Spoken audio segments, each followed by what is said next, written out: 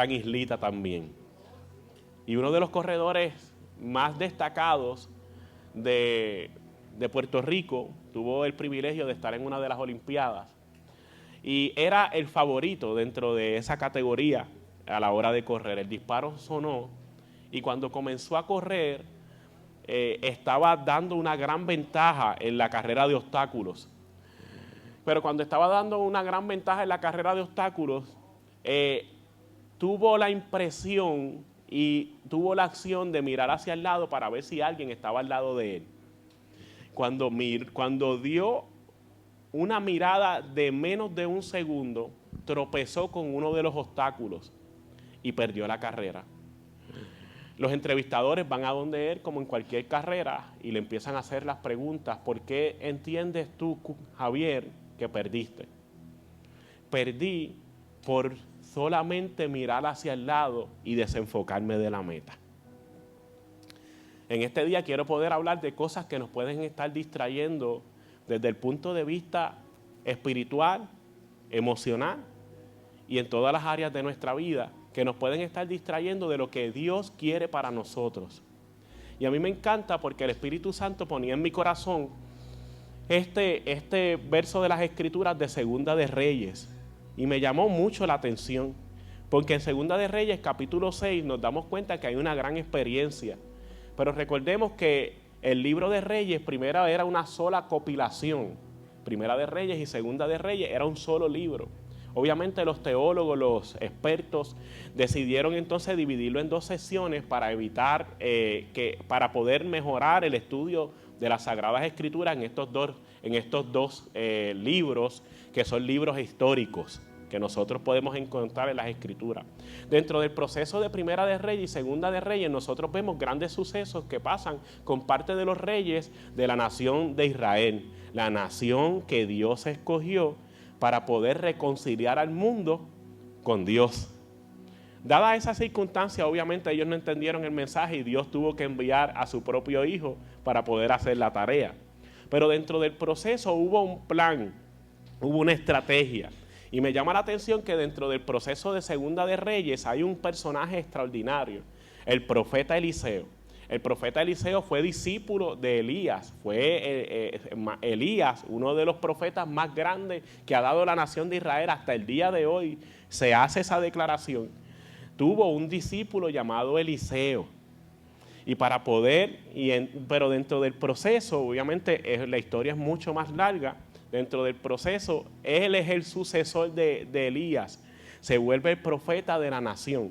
Pero recuerde esto, aunque no aparece en el mensaje, para poder ser un buen Elías, primero tienes que aprender a ser un buen Eliseo. No lo entendieron mucho, pero lo vuelvo a repetir. Para poder ser un buen Elías, primero tienes que aprender a ser un buen Eliseo. Nunca puedes esperar honra donde no sembraste honra. Nunca puedes esperar un buen liderazgo si no aprendiste a respetar un liderazgo. Y dentro del proceso nosotros encontramos que Eliseo aprendió a ser un buen líder porque primero fue un buen discípulo. Entonces aquí nosotros vemos a este hombre de Dios que Dios lo llamó con un gran llamado, valga la redundancia, en donde nosotros vemos a Eliseo en una situación muy difícil. ¿Cuál era la situación que estaba complicada? Que todo el ejército de la nación más poderosa de la época estaba rodeando su casita. ¿Está entendiendo? ¿Por qué? Porque aunque este mensaje se divide en dos sesiones y vamos a hablar un poquito más al respecto el próximo domingo, nosotros, ¿por qué? Porque Eliseo tenía un gran don de parte de Dios, el discernimiento. Eliseo estaba adelantado a la época, ¿no? Allá en Puerto Rico había, para mi tiempo, ¿no? Había una marca que se llamaba Panasonic, yo creo que por ahí todavía está, ¿no? Anticipando el futuro, ¿no? A los viejos sabemos de lo que estamos hablando, ¿no?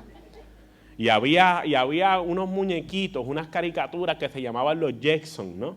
Que muchas de las cosas que tenemos hoy en día a través de la gran revelación que es Apple, a nuestras vidas, algunos dan gloria a Dios por eso, los demás todavía Dios nos ha revelado, aparecían en esos muñequitos, en esas caricaturas.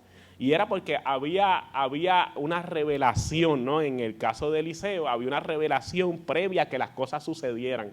El rey de Siria, en la recámara más secreta, en el pentágono de la época, hacían el plan estratégico para poder invadir Israel, pero siempre se adelantaba Eliseo a dar las instrucciones para que no sucediera lo que el rey de Siria estaba buscando hacer.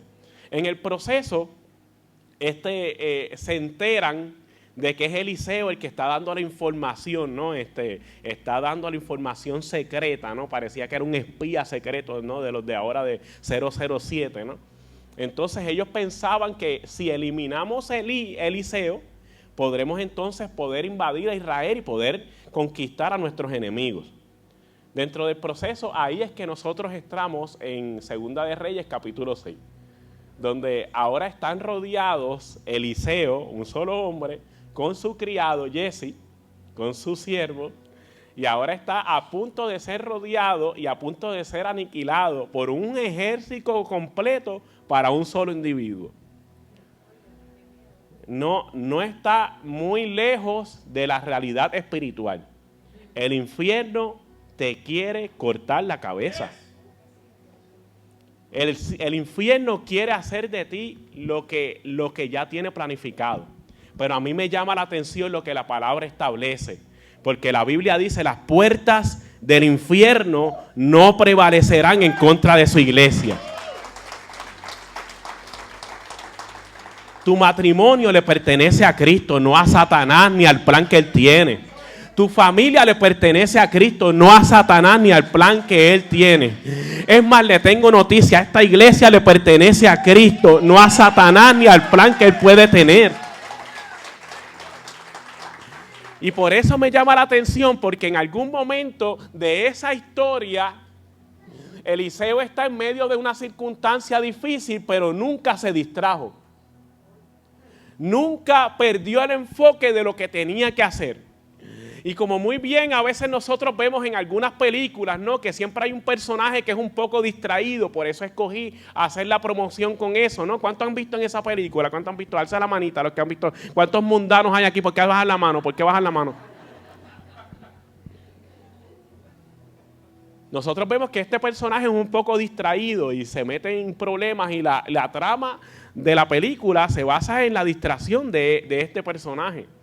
Pero nosotros vemos que la distracción en lo espiritual hace que paguemos graves consecuencias. La distracción en lo espiritual hace que paguemos graves consecuencias. Circunstancias en nuestra vida, situaciones matrimoniales, situaciones de familia, situaciones emocionales, situaciones que nos pueden estar distrayendo de la meta que Dios tiene para nosotros. ¿Cuántos de nosotros hemos pasado a esta plataforma, a este altar? Tenemos un llamado desde hace años y Dios sigue obrando en nuestra vida, Dios sigue tocándonos, Dios sigue hablando a nuestros corazones. Tienes un gran llamado, pero no puedes permitir que las distracciones te desenfoquen del propósito de Dios y aprender a ver las cosas desde la justa perspectiva. ¿Cuál es la justa perspectiva? La Biblia lo habla y aunque lo vamos a luego nuevamente a discutir, puestos los ojos en Jesús. No te dice en otro lado. No en la crisis, no en el problema, no en la persona que te hace la vida de cuadritos. Puestos los ojos en Jesús, no en la tormenta, no en quién ganó las elecciones. Eso tiene muy poca relevancia en el cielo, porque cuando mi gobierno proviene del cielo, no hay gobierno terrenal que me pueda hacer frente. ¿Está entendiendo? Me llama la atención la palabra distracción porque cuando buscamos su etimología, cuando vamos a la raíz de la palabra, está compuesta, es una palabra compuesta. Dis, de aparte, traer, que significa arrastrar. Distracción. Tracción significa arrastrar y dis, aparte. Significa que la distracción me puede arrastrar a aislarme. Me puede arrastrar a salirme del cuerpo de Cristo. Porque te tengo noticias, nosotros operamos en un cuerpo, en el cuerpo de Cristo. Yo nunca he visto un pulmón que subsista de manera solitaria. Nunca he visto un riñón que pueda subsistir sin las demás partes del cuerpo. Lo que hace que yo pueda estar subsistido es el hermano que tengo al lado. ¿Usted lo sabía? Yo no puedo estar bien con la cabeza sin estar bien con el resto del cuerpo. Porque el resto del cuerpo es lo que hace que yo tenga vida. Si no, estoy más muerto que vivo, como hablamos hace un tiempito en zombies espirituales. Cuando nosotros estamos conectados y no nos permitimos ser distraídos, ser arrastrados, estar aparte de lo que Dios quiere, estamos preparando un escenario para que Dios haga un avance en mi vida. Por eso el salmista en algún momento habla, tú me multiplicas las fuerzas como las del búfalo. Cuando usted comienza a estudiar las características del búfalo, una de las características principales, y a mí me llama la atención, es que el león nunca ataca a una manada de búfalos, ataca al búfalo que está solo. ¿Entiende lo que le digo? Cuando el león está preparado para acechar una presa, espera la presa solitaria. Y es bien importante esto porque habla sobre distracción. Cuando usted, como búfalo que Dios puede renovar tu fuerza, estás distraído de lo que Dios quiere, te están arrastrando y el león te va a devorar. Por eso el apóstol Pablo establece idea: tengan cuidado con su adversario el diablo, que anda como león rugiente buscando a quien devorar. ¿Quieres ver a los que el enemigo devora? Son los que están solitarios, son los que no están en el cuerpo, son los que no prefieren mantener su postura que buscar la reconciliación. Están siendo arrastrados. Un gran ejemplo de una persona que se distrajo en las Sagradas Escrituras lo podemos encontrar en 2 de Samuel, capítulo 11. Vemos un David que en el momento de salir a la guerra prefirió quedarse en el palacio. Y hubo una distracción en su vida. Cuando hubo esa distracción en su vida, fue una mujer que se estaba bañando y obviamente no se estaba bañando con ropa, se estaba bañando totalmente desnuda y él dijo: santo sea el Señor, aleluya. ¿Por qué? Porque se le fue la mirada a otro lado, se distrajo. Y nosotros vemos varias distracciones que podemos encontrar. Parte de las distracciones que podemos encontrar es desviación de la atención hacia algo. Eso es distracción. Distracción es desviación de la atención hacia algo. Entretenimiento. Pérdida de la concentración. Cosa que desvía la atención. Cosa que desconcentra. Actividad que entretiene. Eso es distracción.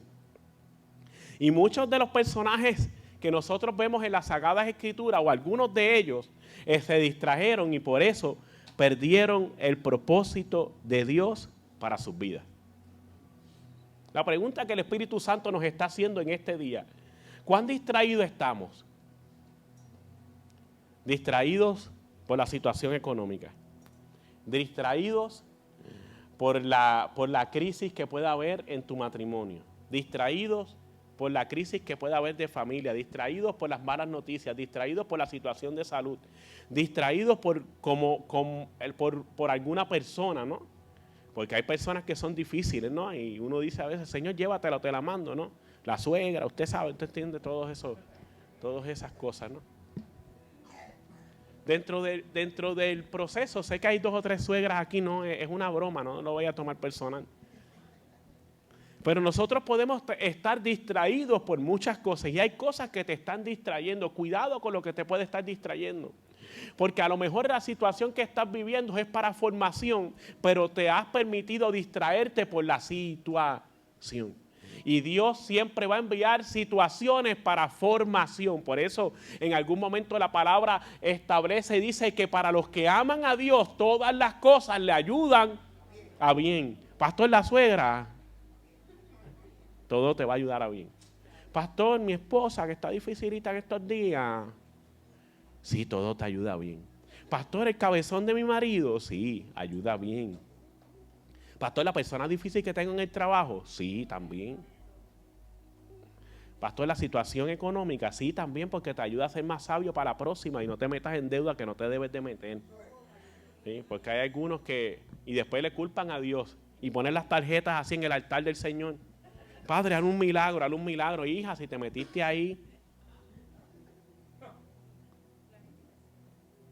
Eso se llama sabiduría. Cuando tengo sabiduría, aprendo a tomar buenas decisiones y las bendiciones que Dios pone en mi mano se multiplican. ¿Ok? Nunca culpes a Dios por las decisiones, nunca culpes a Dios por las consecuencias si no lo incluiste en las decisiones. ¿Ok? Aprende a ser hombrecito y mujercita para ponerte los pantalones en tu sitio y aprender a asumir responsabilidad. ¿Ok? Eso no está en el mensaje, pero Dios quiso decirlo. Sansón se distrajo con Dalila. Saúl se distrajo con su baja autoestima y persiguió a David cuando debió verse concentrado en liderar toda una nación. Judas se distrajo en sus ideales en vez de enfocarse en Jesucristo y sus enseñanzas. Adán y Eva se distrajeron con la serpiente y se desenfocaron en obedecer a Dios. Adán y Eva se distrajeron por su codicia y perdieron de perspectiva que estaban viviendo en el paraíso. No necesitaban más nada, bebían en el paraíso, no necesitaban otra cosa. Dile al que está a tu lado, cuidado con las distracciones. ¿Qué te está distrayendo? La discusión matrimonial. Que hay esposos y hay esposas que dicen, ¿y para qué tú vas para la iglesia entonces? Va para la iglesia para exactamente eso mismo, para trabajar sus emociones, para trabajar su carácter, para trabajar sus pensamientos, para sanar sus heridas. Este es el lugar. Si la iglesia fuera un lugar de perfecto, nos tenemos que ir todos para afuera. No se queda nadie aquí. Estamos en el lugar de los imperfectos, donde el Dios perfecto nos perfecciona. Entonces, ¿qué te está distrayendo? El marido que te dice, ¿para qué tú oras si no cambia? Para eso vas para la reunión de los varones, para seguir con las mismas malas costumbres. Sí, están en el lugar correcto, no permitas que te distraigan. Hay gente que no ve el avance, pero Dios está viendo tu avance. Esto es como ir al gimnasio. ¿Usted no le ha pasado que usted deja de ir al gimnasio? Entonces dice, me voy a poner en el gimnasio ahora, como el pastor tiene que volver nuevamente a recobrar fuerza y a usar la estrategia de su personal trainer. Me mandé en estos días, chica. Eso es como ir al gimnasio. Usted va al gimnasio y la primera semana usted dice, pues vamos bien, pero nadie ve los efectos, ¿no? Usted pasa el mes, 2 meses, y usted siente que la llantita se ve menos pronunciada. Pero nadie la ve. Y siempre viene uno con baja autoestima. ¿Estás gordo, papi?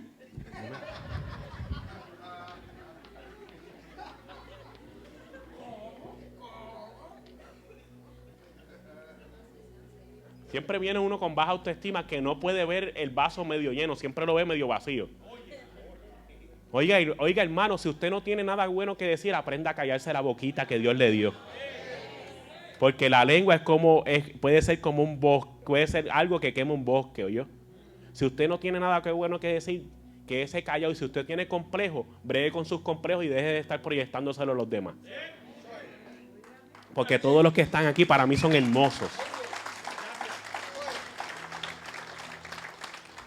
Y hay gente que te va a desenfocar de eso. Mira, nadie ve las batallas que usted tiene, pero Dios las ve. A veces la gente no percibe el avance, pero estás avanzando. Wow, pastor, me convertí hace como un mes.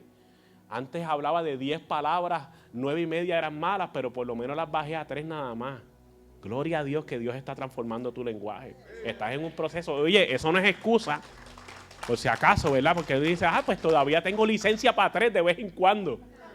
No, usted aprenda a controlar su carácter. Ay, Dios mío, ayúdame a controlar mi lengua, ¿no? Como dice la hermanita y la salmista. Pero que nosotros no nos permitamos ser distraídos por esas situaciones. Que aprendamos a disfrutar de lo que Dios está haciendo, los cambios que Dios está haciendo en mi vida. No permitas que nada te distraiga. Pero ¿cómo supero las distracciones? Es una buena pregunta en esta mañana o en este día. ¿Cómo logro superar las distracciones? El Espíritu Santo ponía en mi corazón varias estrategias para evitar las distracciones en nosotros. La primera, enfócate más en la verdad que en mi realidad. Enfócate más en la verdad que en tu realidad. Hay circunstancias que puedes estar viviendo, pero esa es tu realidad, no es tu verdad. Pastor, pero ¿cómo es esto que no es mi verdad? Pero mira lo que estoy viviendo, mira las circunstancias que estoy atravesando, mira la crisis que estoy viviendo de salud en mi vida, mira lo que me está pasando. Eso es una realidad. La fe no sustituye la realidad, pero la fe te mantiene enfocado en tu verdad. ¿Y cuál es la verdad? Juan capítulo 14, versículo 6. Jesús les dijo, yo soy el camino, la verdad y la vida. La verdad no es una realidad de vida, es una persona. Dios quiere que tú vivas en su verdad y no en tus circunstancias. Porque si aprendes a enfocarte en tus circunstancias, dejarás de vivir en su verdad. Por eso la palabra establece, hay palabra de más, que es la verdad de Dios para tu vida y para la mía, que nos ayuda a enfocarme en lo que Dios quiere. Por eso el salmista en algún momento dice, estoy pasando una situación, estoy pasando una crisis, estoy pasando un problema, pero digo, Jehová es mi luz y mi salvación. ¿De quién? Jehová es la fortaleza de mi vida. ¿De qué he de atemorizarme? Enfocarte. Cuando se juntaron contra mí los malignos y los angustiadores para comer mis carnes, ellos tropezaron y cayeron. Aunque un ejército acampe contra mí, no temerá mi corazón. Aunque contra mí se levante guerra. Él sabía que había una realidad, pero también sabía que había una verdad en su vida. Y tenemos que aprender a vivir en la verdad de Dios y no en nuestra circunstancia y en nuestra crisis. Hay gente que está más enfocada en el problema. Hay gente que está más enfocada en la crítica. Hay gente que está más enfocada en su dolor que en lo que Dios dijo sobre su vida. Hay gente que no ha sido sanada porque prefieren su dolor que la verdad de Dios para su corazón. Es necesario que aprendas no a justificar tu dolor, sino a vivir en la verdad de Dios. Tú eres sana. Tú eres sano en el nombre de Jesús. Tú eres libre para adorar a Dios. Tú eres un hijo de Dios. Tú eres real sacerdocio, nación santa y pueblo adquirido. Tú no eres lo que la circunstancia te dice. Tú eres lo que la verdad de Dios establece para ti. Y Juan capítulo 14 nos está diciendo que la verdad es Cristo. Cuando nosotros vamos a Mateo capítulo 14, versículo 28 al 31, nos damos cuenta de una realidad. Mire lo que dice. Entonces Pedro lo llamó, Señor, si realmente eres tú, ordéname que vaya hacia ti caminando sobre la agua. Sí, ven, dijo Jesús. Entonces Pedro se bajó por el costado de la barca y caminó sobre el agua hacia Jesús. Pero cuando vio el fuerte viento y las olas, se aterrorizó y comenzó a hundirse. Sálvame, Señor, gritó. De inmediato Jesús extendió su mano y lo agarró. ¿Tienes tan poca fe?, le dijo Jesús. ¿Por qué dudaste de mí? Una realidad versus una verdad. ¿Qué te está hundiendo hoy? Porque si te estás hundiendo es porque estás en una realidad sin disfrutar de la verdad. La realidad sí es presente. Ay, esta semana para mí fue, ay, Señor, de esas que me gustaría agarrar un avión para Turquía y nunca volver. Pero aprendí que Dios me estaba diciendo a través de este mensaje, ¿le vas a hacer caso a la realidad o le vas a hacer caso a la verdad? La verdad, la realidad te va a desanimar, la verdad te va a animar. La realidad vas a querer salir corriendo, la verdad vas a estar firme en lo que Dios decidió sobre tu vida. Y aquí cuando nosotros vemos este pasaje de las Escrituras, sabemos lo que Dios está hablando. Dice, mas Pedro viendo el viento. ¿Dónde y cuándo se ve el viento? Dígame el color, la forma, ¿dónde? Pero cuando nos enfocamos en una realidad, empezamos a ver lo que Dios nunca determinó que tú tenías que ver. Pero cuando vemos una verdad en Dios, sabemos que Dios continúa teniendo el control. Cuando vemos una verdad de Dios, nada nos desanima. Continuamos hacia adelante a pesar de que nuestras emociones nos digan lo contrario. Porque somos seres emocionales, pero no debemos de ser seres emocionalistas. ¿Está entendiendo el concepto, la diferencia? ¿Tengo sentimientos? Claro que sí. Por eso, como muy bien mencionamos en la adoración, el salmista dio un mandato a sus sentimientos y a sus emociones. Alma mía, alaba a Jehová. Y no olvides ninguno de sus beneficios, ¿verdad? La verdad es que en Dios siempre tenemos beneficios. Cuando trabajamos bajo nuestra realidad, no permitimos que el beneficio de Dios se establezca en nuestras vidas. Por eso hay gente que siempre se está justificando en las acciones y en las decisiones que toma. Porque viven bajo sus emociones y no bajo la verdad de Dios. Cuando vivimos bajo nuestras emociones, tenemos que asumir responsabilidad de nuestras acciones. Pero cuando vivimos en la verdad de Dios, Dios asume la responsabilidad de lo que te pase. ¿Está entendiendo? Por eso es que en algún momento Pedro le está diciendo, si eres tú, envíame a buscar. Claro que sí, ven. Él asume la responsabilidad, porque tiene que caminar por encima de las aguas. La responsabilidad de Jesús es que Él camine por encima de las aguas. La responsabilidad de Pedro es caminar sobre esa verdad. Lo vuelvo a repetir. La responsabilidad de Jesús es que Él pudiera caminar por encima de las aguas. La responsabilidad de Pedro era poder caminar bajo esa verdad. Y Pedro caminó sobre la verdad hasta que comenzó a mirar lo que no tenía que mirar. Su enfoque tenía que estar en Jesús, que era su responsabilidad. La de Jesús todavía seguía en pie. Hasta que Dios lo tiene que confrontar porque se empieza a hundir. ¿Por qué se empieza a hundir? ¿Por culpa de Jesús? No, se empieza a hundir porque dejó de caminar en la verdad. La verdad es que tú no tienes el tipo de carácter que tú dices que tienes. La verdad es que tú tienes al Cristo en ti y tienes el carácter de Cristo. Lo que pasa es que lo tienes que sacar de la maleta o de la caja de Amazon que lo tienes todavía. Ay, yo no tengo paciencia, pastor, yo no puedo. Que tú no tienes paciencia. ¿Y qué pasó con el Espíritu Santo que vino a ser morada en ti el día que aceptaste a Cristo como tu Salvador? Automáticamente el paquete está ahí, ¿oyó? Paciencia, templanza, mansedumbre, bondad, benignidad, amor, paz, gozo. Todo eso está incluido, ¿oíste? Para aquellos que a lo mejor no tienen como que mucho gozo y parece que los bautizaron en jugo de limón. Que usted lo ve siempre estreñido. Y tú dices, ¿pero qué pasó aquí? ¿Dónde está el gozo del Señor que es mi fortaleza? Mi gozo no proviene de la realidad. Mi gozo proviene de su verdad. Sigue siendo mi fortaleza aunque esté pasando necesidad. Sigue siendo mi fortaleza aunque esté pasando crisis. Sigue siendo mi fortaleza aunque me duela la espalda. Sigue siendo mi fortaleza aunque me den el diagnóstico. Sigue siendo mi fortaleza aunque venga la mala noticia. Porque Jehová es mi verdad. Jehová es el gozo de mi vida.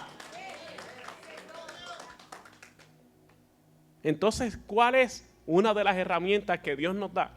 Es que superemos las distracciones enfocándonos en la verdad y menos en la realidad. Dile que está a tu lado, me tengo que enfocar en la verdad. La realidad es como los discípulos estaban atravesando un temporal. La verdad es que Dios, Jesucristo mismo, lo había enviado al otro lado. Porque se les dijo a ellos. Ellos estaban pasando un temporal, estaban pasando una situación difícil. Pero a ellos se les dijo, crucen al otro. Tienen que vivir bajo la realidad, que era la tormenta, o bajo la verdad, que era cruzar al otro. La tormenta podrá con la verdad, que es Jesucristo mismo. Nunca. Si Dios dijo que esta iglesia iba a cruzar al otro lado, va a cruzar al otro lado. Aunque se levante el temporal, aunque se levante la tormenta, aunque pasemos por el desierto, lo que Dios dijo de ti se va a cumplir si te alineas a la verdad. ¿Por qué estás pasando el problema matrimonial? ¿Te estás enfocando en la realidad o te estás alineando a la verdad? Mire, si hay algo que... Ay, Dios mío. Mira, los pastores, a diferencia del psicólogo, el psicólogo cobra $100 la hora, ¿yo? ¿Tú lo sabías? 70, 80, hasta $100 la hora. Los pastores no cobramos por la consejería. Y estamos 1 hora, hora y tanto. Si es como la pastora que no le gusta interrumpir a la persona, está 3 horas. Y lo más frustrante para un pastor es que usted salga de aquí, dice que va a asumir su responsabilidad y seguir el consejo y termina haciendo lo que le da la gana. Si usted va a seguir haciendo lo que le da la gana, va a seguir teniendo los mismos escenarios. Porque la Biblia establece que en la multitud de consejos se halla la sabiduría. Entonces tus pastores no están aquí y tus pastores no están aquí para que usted siga haciendo lo que le da la gana. Tus pastores están aquí para que tengan los resultados que el cielo quiere que tú tengas. Pero para eso hay que aprender a asumir nuestra responsabilidad y a seguir el consejo al pie de la letra. Y mire que hay mucho cabezón. Ay, Padre Celestial, Señor, llévatelos o te los mando. Porque mira que hay gente complicada. Y tú dices, entendió el muchacho. Entendió la muchacha. Esto va, Cacho Rosa, no, estoy expectante a lo que Dios va a hacer con ellos. Y no pasan 2 días, ya tenemos el mismo cabezón. Bendito sea el Señor. Aprende a seguir las recomendaciones y te va a ir mejor. Amén. Eso no está en el bosquejo, pero ya lo añadí. Ok. Una palabra de Dios es una verdad que se quiere manifestar en ti a pesar de una realidad. Una verdad siempre tendrá más peso que una realidad momentánea. Por eso es importante que nosotros entendamos que una verdad siempre tendrá más peso, porque la verdad es Cristo, que una realidad momentánea que puedes estar viviendo. Si una noticia momentánea te desestabiliza de la verdad de Dios, estás más enfocado en la tormenta que lo que Dios quiere. Por eso en algún momento Jesús hace una parábola y dice, hubieron 2 constructores. Uno construyó sobre la arena y vino el río, vinieron las lluvias y sopló el viento. Y su casa fue un desastre porque su casa estaba construida en su realidad. Pero vino otro que tenía la verdad en su vida y la estaba construyendo su casa sobre la roca. ¿Qué es construir mi casa sobre la roca? Que mis pensamientos son los de Cristo, que mis emociones son las de Cristo, que mis actitudes son las de Cristo, que mis palabras son las de Cristo, que yo trato a mi esposa como Cristo trata a la iglesia, que yo trato a mi esposo como Cristo lo respeta. Eso es poner mi verdad en Cristo. No, mi verdad está en Cristo, pero sigues con las malas actitudes, no podemos. No, mi verdad está en Cristo, pero sigues con las malas decisiones, no es Cristo. Cristo se vuelve un amuleto, se vuelve un adorno en nuestra vida, pero no permitimos que Cristo viva en nosotros y que nosotros muramos. Parece piedra, pero es mana. Lo primero que me está diciendo es enfoquémonos más en la verdad que en la realidad. Lo segundo, total y plena confianza en Dios. Dile que está a tu lado, tengo que confiar en Dios. El salmista habla sobre esto en el Salmo 46, versículo 1 al 2, un corito muy conocido, ¿no? Dios es nuestro amparo y nuestra fortaleza, nuestro pronto auxilio en las tribulaciones. Por tanto, no temeremos aunque la tierra sea removida. ¿Usted se acuerda de ese corito? Dios es nuestro amparo, nuestra fortaleza en los montes, aunque esos coritos de antes que la gente no tenía mucha teología, pero vivían en la verdad. Y el salmista habla sobre eso y me llama la atención porque cuando usted analiza lo que significa amparo y fortaleza, me llamó la atención lo que dice el diccionario bíblico. Recuerde que la Biblia no fue escrita en español puertorriqueño, ni mexicano, ni cubano. La Biblia fue escrita en hebreo y en griego principalmente. Y cuando nosotros analizamos la palabra amparo en el original significa refugio. Dios es mi refugio. ¿Dónde está tu refugio? ¿En la cuenta de banco? en el medicamento? ¿Dónde está tu refugio? ¿En la opinión de la gente, pero sin buscar la opinión de Dios? ¿Dónde está tu refugio? ¿En desahogarte con la amiga, pero no desahogarte más con Dios que con la amiga o con el amigo? Porque tenemos gente que siempre está buscando desahogarse con todo el mundo, pero poco buscan desahogarse en oración.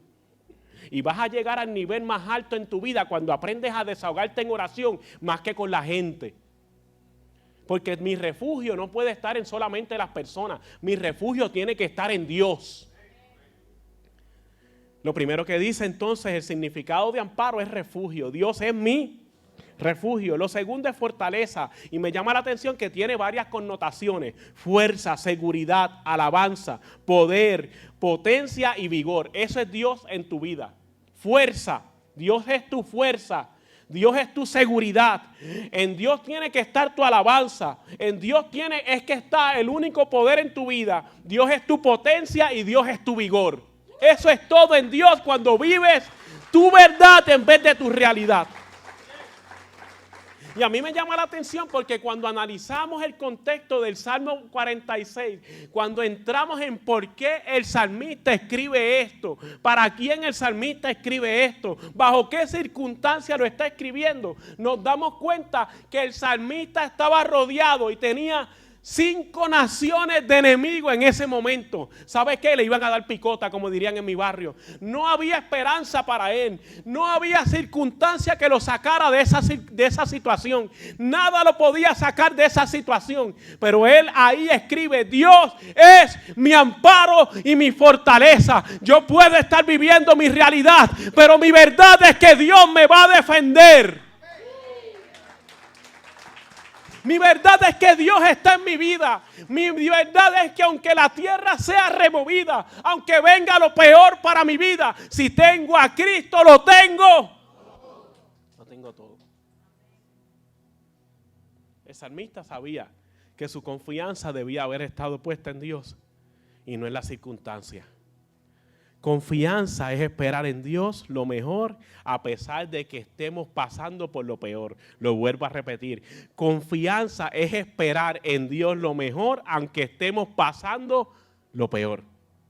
Confianza es saber que vale más lo que Dios prometió que lo que estoy viviendo. Eso es confianza.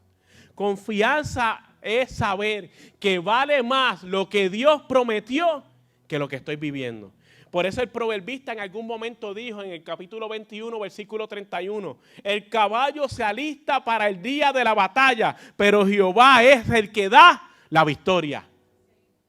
Isaías capítulo 40, versículo 31, que usted se lo sabe y yo me lo sé, pero los que esperan en Jehová tendrán nuevas fuerzas, levantarán alas como las águilas, correrán y no se cansarán, caminarán y no se fatigarán. Eso se llama confianza en Dios. Proverbios capítulo 3, versículos 5 al 6. Pon toda, ¿qué dice? Poquita. A veces. Un chispito, la mitad. ¿Qué dice? Pon toda tu confianza en Dios y no en los muchos que sabes. Toma en cuenta a Dios en todas tus acciones y Él te ayudará en todo. Oye, seamos honestos. ¿Cuántos de nosotros tenemos más una opinión personal en cuenta que la opinión de Dios en cuenta? ¿Cuántos tienen la opinión de Dios en cuenta? Alce la manita y que la tenga. ¿Cuántos tienen la opinión de Dios en cuenta? ¿Y por qué todavía estás encontrado con una persona cuando te debiste haber reconciliado hace tiempo?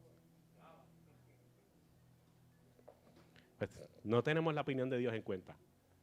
O tenemos la opinión de Dios en cuenta cuando se trata de que me den una casa nueva, el vehículo nuevo, la casa nueva, el trabajo nuevo, el apartamento. Ahí quiero la opinión de Dios, pero cuando se trata de reconciliarte con tu hermano, ¿cómo vamos?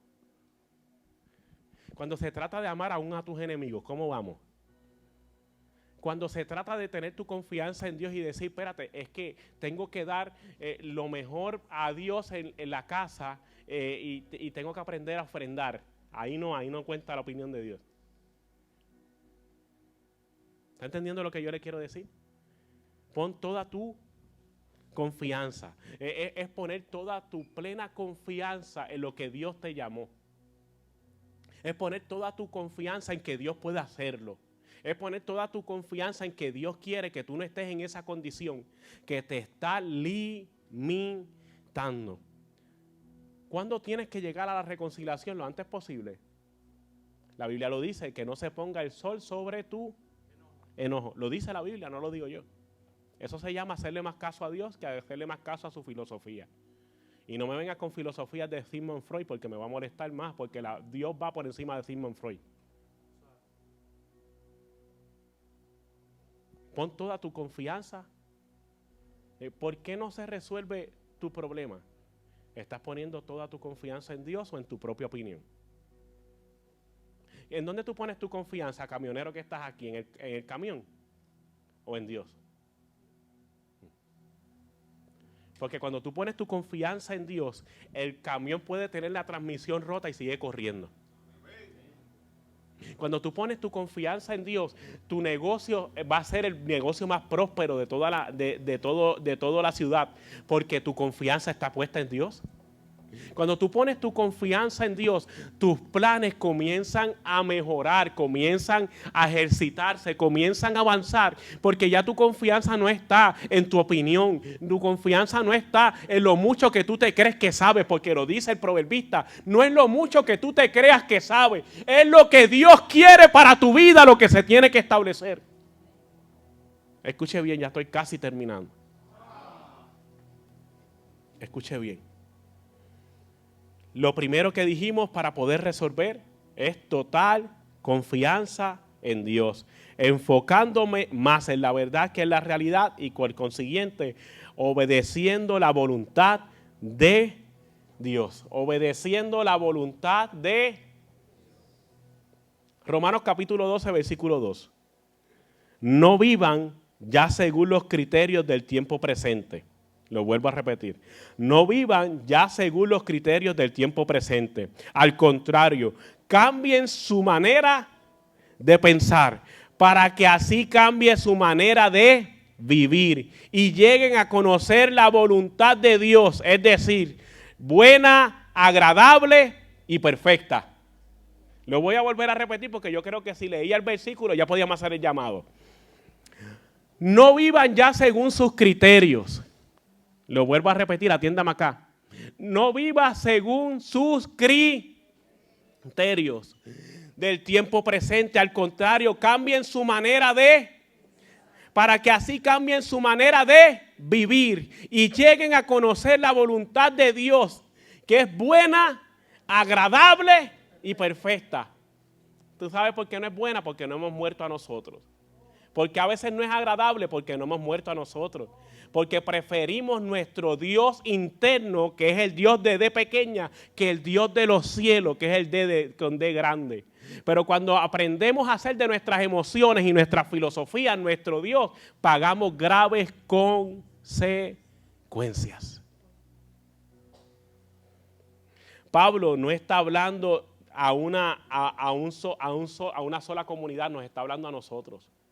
El Espíritu Santo está hablando a nuestras vidas y nos está diciendo, si queremos que genuinamente nos enfoquemos en lo que Dios quiere, que por consiguiente me llevará a la bendición, porque por consiguiente hará que todos mis caminos comiencen a prosperar. Por eso en algún momento Dios le habla a Josué y le dice en el capítulo 1, no se aparte de tu boca este libro de la ley, sino que en él cambies tus pensamientos, medites de día y de noche, para que todo te vaya. ¿Qué te está yendo? ¿Por qué no te está yendo bien ahora? ¿Por qué no nos va bien a veces? Porque hacemos las cosas a nuestra manera. Me recuerdo un luchador de lucha libre en Puerto Rico que decía, mi manera o pala. Eso no funciona, es a la manera de Dios o tú vas a terminar en la calle. ¿Queremos la prosperidad en nuestra vida? Aprendamos a hacer lo que Dios quiere y no lo que nosotros queramos. Queremos que Dios bendiga y nos abra las puertas que queremos. Aprendamos a hacer lo que Dios quiere y no lo que nosotros queremos. Escuche bien y ya con esto concluyo. Eliseo, el siervo y el ejército sirio están en plena situación. Eliseo está a punto de ser aniquilado por un ejército. Y las personas naturalmente tenían la ventaja. Pero Eliseo tenía la ventaja del cielo. Eliseo desarrolló discernimiento para ver más la verdad de Dios que la circunstancia de la vida. Y por eso nosotros vemos el escenario. Imagínense, todo un ejército, mínimo. Habían 2,000 gente ahí, 2,000 soldados ahí para una sola persona que no tenía preparación militar. No era Rambo, ¿yo? Eliseo no era Rambo, ni era John Wick. Eliseo era un hombre de Dios, lleno del Espíritu Santo. Y un hombre lleno del Espíritu Santo hace que un ejército retroceda. Se necesita que se levanten mujeres y hombres llenos del Espíritu Santo que hagan que las situaciones cambien y los ejércitos retrocedan. Pero ¿cómo sabemos cuán llenos estamos del Espíritu Santo? ¿Por cuánta lengua hablamos? Sica la manga, saca la minga, Rambo saca la bazuca. Estamos llenos del Espíritu Santo porque tenemos servicios que la gente sigue brincando de banca en banca. Estamos llenos del Espíritu Santo por cuán larga es mi falda o si me pinto el pelo o no. ¿Sabes que la Biblia da los criterios, como muy bien hemos mencionado 1000 veces en esta iglesia y 1000 veces más lo vamos a mencionar? Los criterios de estar lleno del Espíritu Santo se llama el fruto del Espíritu. Gálatas capítulo 5, versículos 22 y 23, más el fruto del Espíritu es amor, gozo, paz, paciencia. Pastor, ¿estás predicando lo mismo? Sí, estoy predicando lo mismo hasta que lo entendamos. Me recuerda una historia de un predicador que fue a hacer una campaña en un país. Tenía que predicar los 7 días. Y empezaron a llegar la gente, un predicador famosísimo. Y empezaron a llegar la gente y el primer día, una gloria de Dios, una palabra poderosa. El segundo día, el predicador volvió a predicar lo mismo. Y la gente dijo, pues a lo mejor es que Dios lo movió a eso. El tercer día volvió a predicar lo mismo. Ya su equipo de trabajo se estaba preocupando. Y dijo, esto está raro. El cuarto día volvió a predicar lo mismo. Ya el cuarto día el equipo de trabajo le trajo unos libros teológicos, unos comentarios bíblicos, unos diccionarios bíblicos. Mira, por si no tuviste las herramientas para prepararte. Ay, gracias. El quinto día predicó lo mismo, el sexto día predicó lo mismo. El séptimo día el equipo de trabajo se reunió con él y dijo, mira, ya lleva 6 días predicando lo mismo. Sí, y voy a predicar lo mismo hoy. ¿Y por qué? Porque el Espíritu Santo me dijo que la gente no está entendiendo el mensaje. Y hasta que la gente no lo entienda, que no cambie el mensaje. Que la gente cambie, pero el mensaje no. En esta iglesia es lo mismo. Cambie usted, el mensaje va a seguir siendo el mismo. Amor, restauración, reino, identidad. En esta iglesia se va a seguir hablando del amor, porque el amor es la razón de la cual Jesús estuvo en esta tierra. El amor es la razón por la cual Dios existe, porque Él es amor. Cuando está el amor hay lengua, cuando está el amor hay fuego, cuando está el amor hay muchas cosas maravillosas de parte del Espíritu Santo, pero que nunca falte el amor, porque podemos estar hablando muchas lenguas y estar más perdidos que Adán en el Día de las Madres. El amor siempre va a ser la razón de ser de esta casa. Si no te gusta, ahora hay 3 puertas. Parece piedra, pero hermana. Y ahora está Eliseo lleno del Espíritu Santo. Y él está viendo lo que otros no ven. Se parece un poquito al pastor de esta iglesia, visionario hasta lo último. Veo las cosas que otros no están viendo. Yo veo como los matrimonios que están destruidos son restaurados. Yo veo como las familias que están divididas son unidas. Yo veo como los hijos de ustedes llegan a esta iglesia, reciben a Cristo, comienzan a predicar y a adorar a Cristo. Yo veo como las puertas comienzan a abrirse en negocios en esta casa. Yo veo como Dios comienza a formar líderes, comienza a levantar líderes. Porque hay que ver como Eliseo. Aunque siempre hay un Jesse que no ve. Jesse está en esas circunstancias, no veía. Miles de soldados y él dijo, nos van a dar picota. Porque Jesse era un poquito puertorriqueño. Mira lo que pasa. no te preocupes, todo va a estar bien. Pastor, mira lo que me pasa en el matrimonio. Todo va a estar bien. Pastor, mira la situación que tengo. No se me abren las puertas en el empleo. Todo va a estar bien. Pastor, me hirieron el corazón. Todo va a estar bien. Y la oración que Eliseo hizo es fantástica.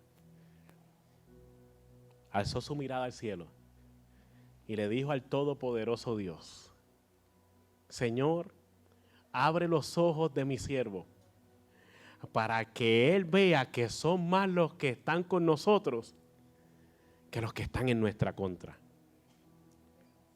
Ponte en pie conmigo.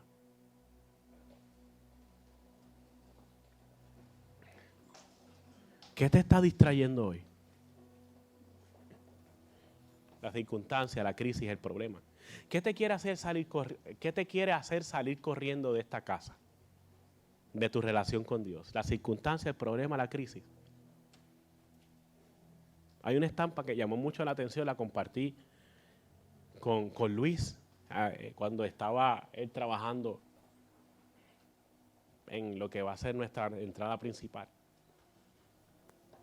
Y uno de los obispos del libro de Apocalipsis, que es una de las iglesias del Apocalipsis, mejor dicho, el obispo se llamaba Policarpo. Policarpo es cuando usted estudia historia de la iglesia, se va a dar cuenta de este gran personaje, uno de los primeros cristianos, ¿no? De la iglesia primitiva. Policarpo era un hombre que predicaba el evangelio y prácticamente, parece una palabra fuerte, pero traficaba la palabra de Dios.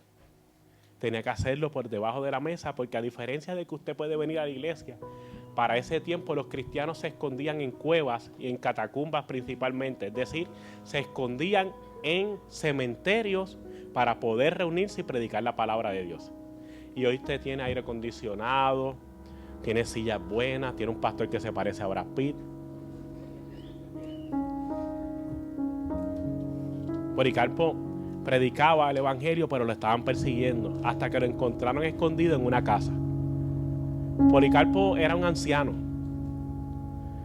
y lo agarraron, lo amarraron y lo arrastraron por toda la carretera hasta llegar a su lugar de juicio.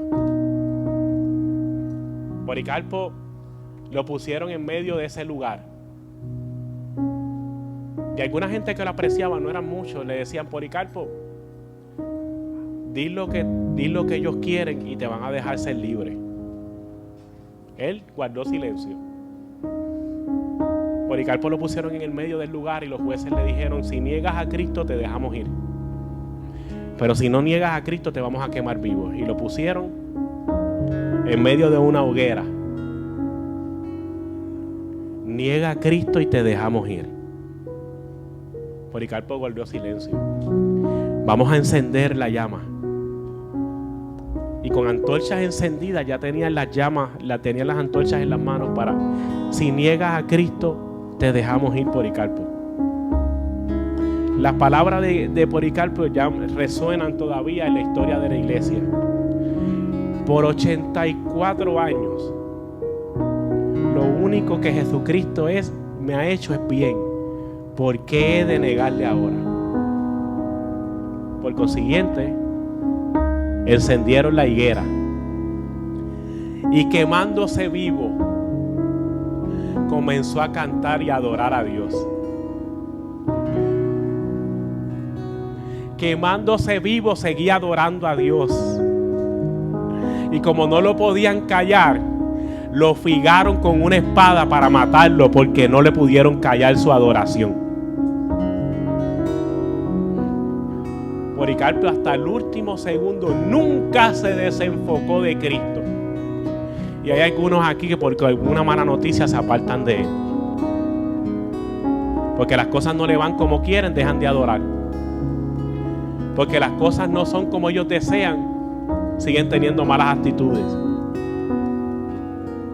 Mas tenemos un Policarpo de 84 años que dio su vida por Cristo, porque sabía que no se podía desenfocar de él. Cierre sus ojos.